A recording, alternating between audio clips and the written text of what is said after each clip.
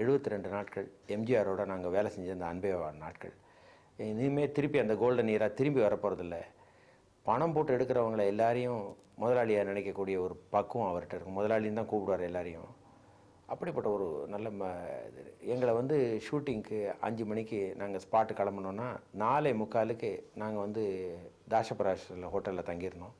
4:45க்கு room கதவை தட்டுவார். என்ன முதலாளி இன்னும் ரெடியாக இல்லையான்னு அவர் குளிச்சு கிழிச்சு ரெடியாக வந்திருப்பார். எங்களுக்கெல்லாம் ரொம்ப ஒரு கொஞ்சம் வெக்கமாக இருக்கும். ஏன்னா இவ்வளோ டிஸ்டன்ஸ் போனோம், நீங்கள் காத்தால இவ்வளோ சீக்கிரம் இன்னும் ரெடியாகாமல் இருக்கீங்களேன்னுவார். இப்போல்லாம் நாங்கள் இருக்கிற முக்கால்வாசி ஹீரோக்களை நாங்கள் தான் போய் கதவை தட்டி கூப்பிடணுமே தவிர அந்த மாதிரி எங்களை தட்டி கதவை தட்டி கூப்பிடக்கூடிய ஒரு நடிகரை நாங்கள் இனிமேல் பார்க்க முடியாது. அவர் நடிகராகவே பழகலை எங்கிட்ட. அவரை காத்தால ஈவினிங் அவரை போய் பார்க்க போவோம். எல்லாம் ஸ்வெட்டர் போட்டு அதுக்கு மேலே கோட்டை போட்டு முடிஞ்சால் இஃப் பாசிபிள் ஓவர் கோட்டை போட்டுக்கிட்டு அவரை போய் பார்க்க போவோம். அவர் பேர் பாடியாக உட்காந்துக்கிட்டு எங்களோட பேசிகிட்டு இருப்பார். என்னென்னு கேட்டேன், என்ன சார் உங்களுக்கு குளிர் இல்லையானா, நீங்கள் எக்ஸசைஸ் பண்ணுறதில்ல, நீங்கள் எக்ஸசைஸ் பண்ணிங்கன்னா உங்கள் உடம்புக்குள்ளே இருக்க ஹீட்டே உங்களுக்கு ப்ரொடியூஸ் ஆகும், நீங்கள் பண்ணுறதில்ல, இதெல்லாம் பண்ணாமல் உட்காந்து ஸ்வெட்டரையும் கோட்டையும் போட்டுக்கிட்டு எங்கேயாவது உள்ளே உட்காந்து ஹீட்டரை வச்சுட்டு உட்காந்துட்ருக்கீங்கன்னு சொல்லி எங்களெல்லாம் கெலட்டா பண்ணுவார். அதே மாதிரி பொழுது போலன்னா சீட்டு விளையாட ஆரம்பிப்போம். சீட்டுக்கு வந்து எங்களோட உட்காந்து சீட்டு விளையாடுவார். ஆனால் காசு வச்சு சீட்டு விளையாட மாட்டார். தோற்று போனால் தலானியை தூக்கி தலையில் வச்சுக்கணும்னு சொல்லுவார். ரொம்ப ஒரு இனிமையான ஒரு நாட்கள். அதே போல் ஒரு தரம் அவுடோர் ஷூட்டிங்கில் சிம்லாவில் புதிய சூரியனின் பார்வையிலே உலகம் விழித்து கொண்ட வேரடையிலேன்னு அதில் ஒரு வரி வரும். நாங்கள் எடுக்க போனது வந்து ஹிமாலயாஸனுடைய ஒரு எக்ஸ்ட்ரீம். அங்கே சீனி பங்களோன்னு ஒன்று இருக்குது. அதுக்கு அடுத்தாப்பில் சைனாவுடைய பார்டர் வரக்கூடிய ஒரு இடம். அந்த உயரத்தில் வந்து இந்த இடத்துல இருந்தால் சன் பின்னாடி இருக்குது. கரெக்டாக ஒரு 15 நிமிஷத்துக்குள்ளே அந்த சன் இறங்கிடும். அந்த நேரத்தில் அந்த சன்ரைஸ் மாதிரி தெரியும், பார்க்க சன்செட்டு தான் ஆக்சுவலாக. அந்த இடத்துல இந்த ஷாட்டை எடுத்தால் ரொம்ப நல்லாயிருக்கும். அந்த பாட்டை பாடிட்டு லிரிக்கை பாடிட்டு அவருடைய எம்ஜிஆர் மூவ் பண்ணால் அந்த சன் தெரியணும் அப்படின்னு இருந்தால் ரொம்ப நல்லாயிருக்கும் அப்படின்னு சொல்லி திருலோச்சந்தர் சொன்னார். சொல்லி முடிச்சுட்டு மாருதிராவை கூப்பிட்டு இவர் அந்த கேமரா சுந்தரம் தான் அதுக்கு ஒர்க் பண்ண வந்தார். அவர் சுந்தரத்தை கூப்பிட்டு இங்கே வச்சு எடுக்கலாமா கொள்ளாமல் எல்லாம் பேசியிருந்தோம். சார் இது மேலே ஏறதுன்னா டைம் ஆகும் சார், அதுக்குள்ளேயும் போய் அவர் ஏறணும், சன்செட்டுக்குள்ளே நீங்கள் சொல்கிற டியூரேஷனுக்குள்ளே அங்கே போய் நிற்கணும் சார், முடியுமா சார்னா அங்கே நிற்கிறார் எம்ஜிஆர். நாங்களாம் ஷாக்கு. அதுக்குள்ளேயும் அந்த வேகத்தில் அது மேலே ஏறி போய் இவர் என்ன நினைக்கிறார், சன்செட் ஆகிட போகுது அப்படின்ற ஒரு பீயிங் எ டெக்னீஷியன் அவருக்கு தெரியும், அந்த டைம் வேல்யூ தெரியும். அதனால் கிடுக்கிடுன்னு போய் அந்த இடத்துல போய் நின்றுட்டார். நின்று எடுங்க திருலோக்கம், நீங்கள் டயத்தை வேஸ்ட் பண்ணாங்க, இனிமேல் சன் இதாகிடும்னு சொல்லிட்டு. அது வந்து சாதாரணமாக மூச்சு வாங்க, அந்த ஹைட்டு வந்து ரொம்ப ஹைட் லெவல். அதில் போய் அங்கே நின்று எடுத்தது மறக்கவே முடியாது அந்த ஷாட். அந்த ஒரு இன்ட்ரெஸ்ட் என்தூசியாசம் வந்து ஒரு சின்ன ஒரு 20 வயசு பையனு கூட அந்த என்தூசியாசம் இருக்குமான சந்தேகம். அந்த மாதிரி அந்த ஹில் ஸ்டேஷனில் போய் நின்று அந்த டெக்னீஷியன்ஸுக்கு கோஆப்ரேஷன் பண்ணணும். ஏன்னா டைரக்டர் என்ன விஷுவல் பண்ணுறாரோ அது இருக்கணும் அப்படின்ற ஒரு இது. பீயிங் டெக்னீஷியன் ஆர்டிஸ்ட் மாத்திரம் இல்லை, அவர் மற்ற ஆர்டிஸ்ட்கள் மாதிரி இல்லை, அவர் வெறும் ஆர்டிஸ்டில் அவர் டெக்னீஷியன். அதனால் அவருக்கு அதனுடைய வேல்யூ இது என்ன மாதிரி வரும் சில்வர் லைட்டில் அப்படின்னு அவருக்கு தெரியும். அதுக்கு அவருக்கு ஃபுல் கோஆப்ரேஷன் கொடுத்தாரு. அதே போல் பாச உணர்ச்சிக்கு அவருக்கு ஒரு எடுத்துக்காட்டு எனக்கு இன்றைக்கும் மறக்க முடியாது. சிம்லாவில் நாங்கள் ஷூட்டிங் நடக்க போகும்போது அங்கேருந்து மலையில் போய் போனோம். அப்போ டிசம்பர் மாதம் அது. ஸோ ரொம்ப சில்லுன்னு இருந்தது, எனக்கு த்ரோட் பெயின் வந்துருச்சு. ஸோ எல்லோரும் காரை விட்டு இறங்கி கீழே வரும்போது கால்கான்னு ஒரு ஸ்டேஷன் இருக்குங்க.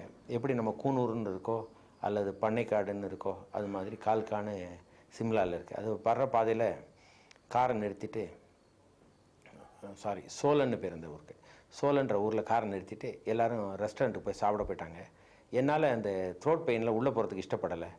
நான் அந்த ஓவர் கோட்டை எடுத்து ரோல் பண்ணிவிட்டு தலைமாட்டுக்கு வச்சுட்டு காருக்குள்ளே படுத்து தூங்கிட்டு இருந்தேன். இவங்கெல்லாம் கூப்பிட்டு நான் வரமாட்டேன்னு சொல்லிட்டேன். திடீர்னு பார்த்தா யாரோ கண்ணாடி தட்டினாங்க. கண்ணாடிக்கு தட்டின உடனே நான் கார் கண்ணாடியை தட்டினோடனே ஏந்திரிச்சு கதவை திறந்து பார்த்தா ஒரு மஃப்ளரை சுற்றி அதில் ஒரு சூடாக பால் எடுத்துகிட்டு வந்து எம்ஜிஆர் நின்னார். எனக்கு அப்படியே ஷாக் ஆகி போச்சு. என்ன சார் நீங்களே போய் எடுத்துகிட்டு வரீங்க, எதுக்குண்ணா? நீங்கள் மலைப்பண்ணி என்னுடைய ரூம் பையன் மலைப்பண்ணிட்ட கொடுத்து விட்ருக்கலாம், அல்லது உதவியாளர்களாக இருக்க யார்கிட்ட வேணாலும் கொடுத்து விட்ருக்கலாம், நீங்கள் ஏன் சார் எடுத்துகிட்டு வந்தீங்கன்னு கேட்டேன். எனக்கு தெரியும் அவங்களாம் கொண்டு வந்தால் நீங்கள் வேணான்னு சொல்ல போகிறீங்க, நான் கொண்டு வந்தால் நீங்கள் மாட்டேன்னு சொல்ல மாட்டீங்க, நீங்கள் குடிப்பீங்க, குடிச்சிங்கன்னா நிச்சயமாக இந்த தொண்டை வலிக்கு சூடாக பால் குடிச்சிங்கன்னா உங்கள் தொண்டை வலிக்கு பெட்டராக இருக்கும், அதுக்காக தான் கொண்டு வந்தேன்னு சொல்லி கொடுத்தாரு. என் கண்ணில் தண்ணி வந்துருச்சு. இன்றைக்கி நினச்சா கூட என்னால் அது தாங்க முடியல. அவ்வளோ ஒரு அஃபெக்ஷனாக, அதுவும் அது ஒரு ஹோட்டல் ரெஸ்டாரண்ட் ஒரு மேலே இருக்கும் மேடில், அதிலேருந்து இறங்கி எடுத்துகிட்டு வந்திருக்காரு. பின்னாடியே அவர் முத்துராமன் சார் மற்றவங்கெல்லாம் கூட வந்தாங்க. அவங்கெல்லாம் அசிஸ்டண்ட்டாக முத்துராமன் சார்லாம் ஒர்க் பண்ணாங்க, எல்லாம் வந்திருந்தாங்க. இருந்தாலும் அது தானே கொண்டு வந்து கொடுக்கணும் அப்படின்ற ஒரு எண்ணம், அந்த பாசத்தை தவிர வேறு ஒரு காரணமும் சொல்ல முடியாது. அவர் என்னை ப்ளீஸ் பண்ணி ஒன்றும் ஆக போகிறதில்ல. அப்படி இருக்கும்போது ஒரு அன்புன்றதுக்கு எந்த அளவுக்கு இருக்குதுன்னு பாருங்கள். அது உண்மையாகவே அது குடித்த உடனே எனக்கு தொண்டை வலியே பெட்டராக இருக்க மாதிரி இருந்தது. அந்த பாசத்தோடு குடித்த அந்த பால், நான் இன்றைக்கும் பால் குடிக்கும்போது எப்பாவது நெரும்போதெல்லாம் எம்ஜிஆர் ஞாபகம் தான் எனக்கு வரும். அதுக்கப்புறம் தான் எனக்கு அந்த பால் குடிக்கிற ஹேபிட்டே வந்திருக்கு. அப்படிப்பட்ட ஒரு நல்ல மனிதர். அதே போல் ஒரு நாள் எங்களுடைய செட்டு அன்பேவா செட்டில் ஒர்க்கு நடந்துக்கிட்டு இருந்தது. அப்போ ஃப்ளோரிங்கில் பேப்பர் ஒட்டிக்கிட்டு ஒருத்தர் வயசானவர் ஒட்டிக்கிட்டு இருந்தார். ஃபாதர் ஏதோ வந்து இந்த செட்டை பற்றி எக்ஸ்பிளைன் பண்ணி சொல்லிட்டு இருக்காரு. எம்ஜிஆருடைய கவனம் ஃபாதர்கிட்ட ஆமாமான்னு தலையாட்டிட்டு திரும்பி திரும்பி அந்த பேப்பர் ஓட்டுறவரையே பார்த்துக்கிட்டு இருந்தார்.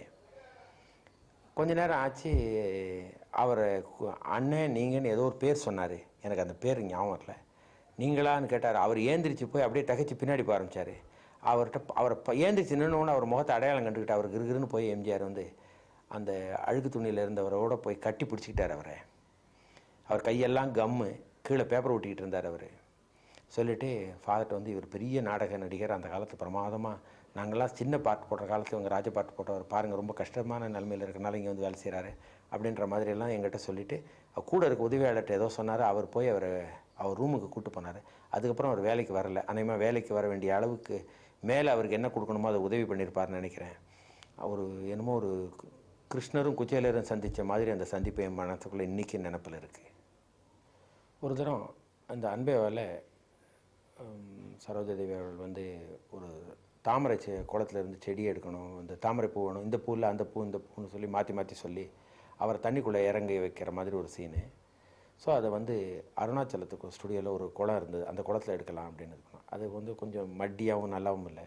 அப்போ வந்து நாங்கள் சஜஷன் கொடுத்தோம், இது ஸ்டுடியோக்குள்ளேயே இன்டோரில் வந்து நம்ம செட் பண்ணி கொஞ்சம் அதுக்கேற்றப்பல வாட்டர்லாம் கரெக்ட் பண்ணி பண்ணுவோம். இல்லை இல்லை அதெல்லாம் ஒன்றும் வேண்டாம், நான் சாதாரணமாக நேச்சுரலாக நானே போய் அதில் எடுக்கிறேன் அப்படின்னு சொல்லிட்டு அவர் போய் எடுத்தார்.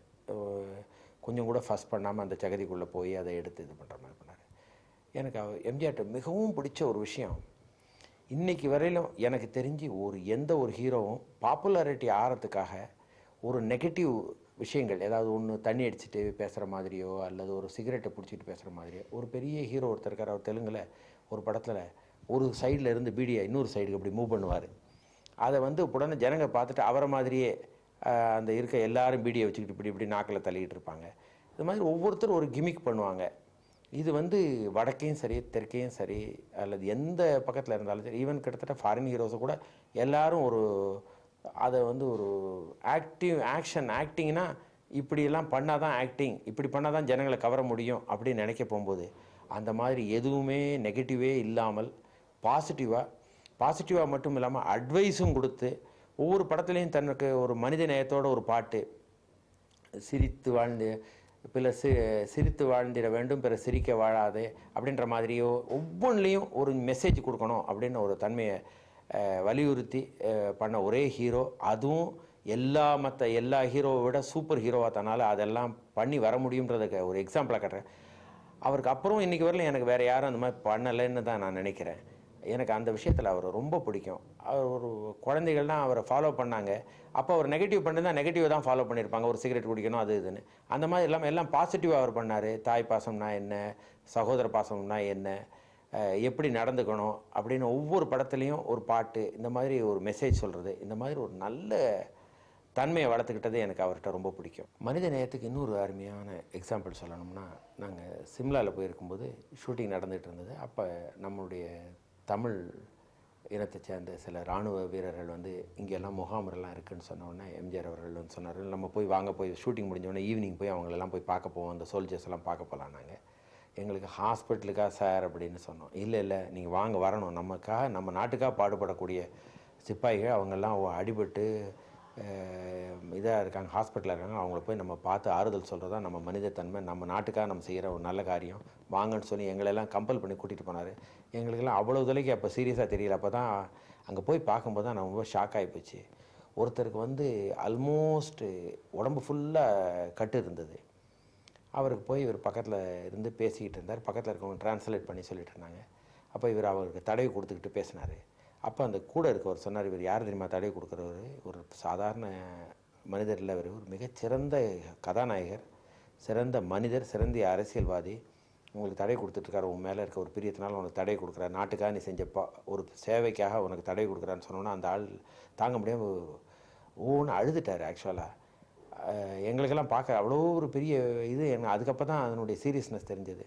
அந்த ஹாஸ்பிட்டலுக்கு போகும்போது வெறும் கையோடு போகலை, நிறையா ஹார்லிக்ஸு வேறு என்னென்னமோ இதெல்லாம் ப்ரெட்டு இந்த மாதிரி எல்லாம் வாங்கி கொண்டு போய் எல்லாருக்கும் கொடுத்து அவங்களுக்கு இன்னும் ஏதாவது தன்னால் செய்ய முடியுமா, அவங்களுக்கு உதவி செய்ய முடியுமான்னு கேட்டு ப நிறையா டொனேஷன்லாம் கொடுத்து எல்லாம் பண்ணார். அந்த மாதிரி அவங்க மொழி தெரியாதவங்களை கூட அவங்க மேலே ஒரு மனிதாபிமானத்தோடு போய் பார்த்தது வந்து என்னால் மறக்கவே முடியாது. நான் இன்னொரு மறக்க முடியாத விஷயம், அவர் சீஃப் மினிஸ்டர் ஆகி உடம்பு சரியில்லாமல் திரும்பி வந்து இதெல்லாம் ஆனதுக்கப்புறம் நாங்கள் சம்சார மின்சாரம் படத்தினுடைய சில்வர் ஜூப்ளி ஃபங்க்ஷன் வச்சுருந்தோம். அப்போ அவர்கிட்ட அதுக்கு முந்தின அன்றைக்கி நான் ஷெரீஃபாக இருந்தேன். அப்போ ஒரு கண்டலன்ஸ் மீட்டிங் ஒன்று இருந்தது பக்தவச்சலம் சாருக்காக. அப்போ அதில் வந்துருக்குமா நான் கேட்டேன், நாளான்னைக்கு அந்த சில்வர் ஜூப்ளி ஃபங்க்ஷன் வச்சுருக்கோம் சார், ஒரு சின்ன தப்பு பண்ணிட்டேனா அப்படின்னு சொன்னேன். என்னன்னு கேட்டார். சார், ஒவ்வொரு ஷீல்டும் கிட்டத்தட்ட 8 கேஜி வெயிட் இருக்குது. 8 கேஜி 8 பவுண்டு வெயிட் இருக்குது. நாங்கள் மார்பிள் ஸ்டோன் போட்டிருக்கோம். 164 ஷீல்டு மொத்தம். 184 ஷீல்டு. ஒவ்வொன்றும் இவ்வளோ வெயிட் இருக்குது. உங்களால் இவ்வளோ ஷீல்டு தூக்கி கொடுக்க முடியுமா? உங்களுக்கு ஃபிசிக்கலி உங்களுக்கு ஸ்ட்ரெயினாக இருக்குமா அப்படின்னு கேட்டேன். ஏன் நான் கொடுக்குறேன்னாரு. இல்லை சார், எல்லோரும் ரொம்ப ஆசைப்பட்றாங்க. ஒரு சின்ன டெக்னீஷியன்லேருந்து பெரிய டெக்னீஷியன் வரலும் உங்கள் கையால் வாங்கணும்னு ஆசைப்பட்றாங்க. இது உங்களால் கொடுக்க முடியுமான்னு. நான் கண்டிப்பாக கொடுக்குறேன். ஏன் நீ என்னத்துக்கு எப்படி இது பண்ணுற அப்படின்னு சொல்லி என்கிட்ட சத்தம் போட்டார். அப்புறம் ஷீல்டு கொடுக்குற போகும்போது என்னை ஒதுக்கிட்டு என் சன்னை கூப்பிட்டு என்னை தூக்கி வாங்கி அவர் கையில் கொடுக்கறதுக்கு நிற்கிறதுக்கு, நீங்கள் போங்க, உங்களால் தூக்க முடியாது, நீங்கள் தான் ரொம்ப ஹெவின்னு சொல்கிறீங்க, நீங்கள் போங்கன்னு சொல்லிட்டு என் சன்னை கூப்பிட்டு பக்கத்தில் நிற்க வச்சுக்கிட்டு கலாட்டா பண்ணார். அப்போ அது இந்த ஷீல்டு மேக்கர் கொஞ்சம் சரியாக பண்ணாதனால கை கொஞ்சம் கட் ஆகிட்டு அதில் பிளட் வந்தது. எனக்கு ரொம்ப கஷ்டமாக இருந்தது. சார், உங்களுக்கு கஷ்டமாக இருக்கான்னு. இல்லவே இல்லை, இத்தனை பேர் கொடுக்கும்போது எனக்கு சந்தோஷமாக இருக்குனார். அவர் கொடுக்குறதுல ஒரு மகிழ்ச்சி இருக்கிறது எம்ஜிஆர் இருக்கிற அளவுக்கு வேறு யாருக்குமா இருந்திருக்குமான்னு எனக்கு சந்தேகம். அது பணமாக இருக்கட்டும், பொருளாக இருக்கட்டும், அந்த ஒரு நல்ல ஒரு கொடுக்கக்கூடிய மனசு அந்த 184 பேருக்கும் எல்லோரும் சிரித்து சந்தோஷமாக வாங்கி அத்தனை பேரையும் கூப்பிட்டு அவங்கெல்லாம் ஃபோட்டோ எடுத்துக்கணும்னு ஆசைப்படுவாங்கன்னு ஃபோட்டோகிராஃபரை கூப்பிட்டு நில்லுன்னு கூப்பிட்டு நிற்க வச்சு வாங்கிட்டு அவங்க வெக்கமாக போனாங்கன்னா கூட கூப்பிட்டு நிற்க வச்சு அவங்களெல்லாம் ஒருத்தரும் ஃபோட்டோ எடுத்துட்டு எல்லாம் முடிஞ்சோடனே, என்ன முதலாளி உங்களுக்கு திருப்தி தானா இன்றைக்கி அப்படின்னு கேட்டார். அந்த மாதிரி ஒரு அந்த பொசிஷனில் இருக்கும்போது கூட அந்த மனித நேயத்தோட அந்த அத்தனை பேரும் தங்கிட்ட வாங்கணுன்ற ஒரு ஆசைப்படுறாங்க. அதை நிவர்த்தி பண்ணணும் அப்படின்னு நினைக்கிறதெல்லாம் இனிமேல் இது மாதிரி ஒரு மனிதரை நம்ம பார்க்க போகிறோமா நம்ம வாழ்க்கையிலன்றது எனக்கு தெரியல. இதெல்லாம் ஒரு கனவு மாதிரி இருக்குது. இப்படி ஒரு சீஃப் மினிஸ்டர் நம்மகிட்ட பிரியமா, அன்பா, பாசமாக ஒரு மனிதராக இவ்வளோ பெரிய ஸ்டாராக இருந்து எல்லா விதத்துலேயும் ஒரு சிறந்த மனிதர். ஆனால் அதே சமயத்தில் சிம்பிளிசிட்டி, மனிதநேயம் அப்படின்றதுக்காக எவ்வளோ விட்டு கொடுக்கக்கூடியமோ அவ்வளோ விட்டு கொடுத்தாரு. என்னுடைய வாழ்க்கையில் நான் இன்னொரு தரம் இந்த மாதிரி ஒரு மனிதரை பார்க்க முடியுமான்னு தெரியல. இது ஒரு இனிமையான கனவு போல் இருக்குது எனக்கு இன்றைக்கி நினச்சாலும்.